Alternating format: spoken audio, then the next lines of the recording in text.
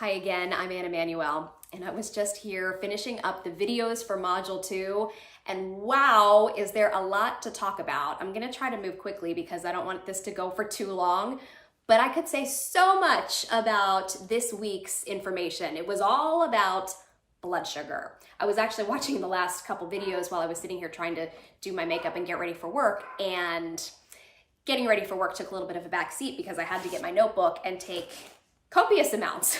I think I took 10 pages of notes probably in all during this entire week's worth of videos because it was just a lot of really valuable information in addition to all of the handouts that we got.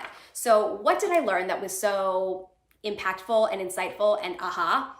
Well, the highs and lows of blood sugar, I learned, didn't know this before, when it's too low and when it's too high and when it's going back and forth like that, that triggers an autoimmune attack in your body. And when your body also thinks it's starving, that triggers an autoimmune attack in your body if you haven't eaten in enough time. So I am really going to take that and apply it to my life because, yeah, maybe you're like me. Sometimes the day just goes by and you realize, wow, I haven't eaten since breakfast and I haven't had nothing for 5 hours now, and maybe even longer.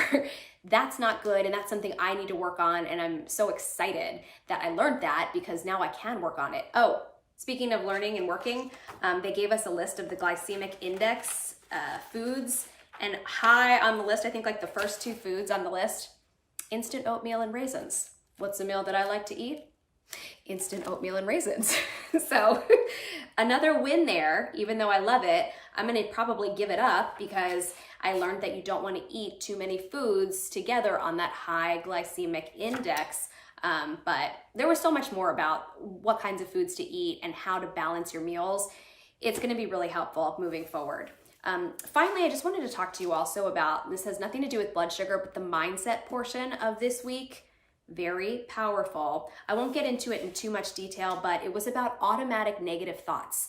When something happens to you and maybe you have an automatic thought about it that isn't positive, well, it can lead to an outcome that isn't positive. And so the worksheet that they gave us really had us work through a real world scenario, something that happened to us that wasn't a good outcome. We worked it backwards, and then we thought, hey, what would be, instead of an automatic negative thought, what would just be an automatic neutral thought or an automatic positive thought that then could lead to a more neutral or positive outcome?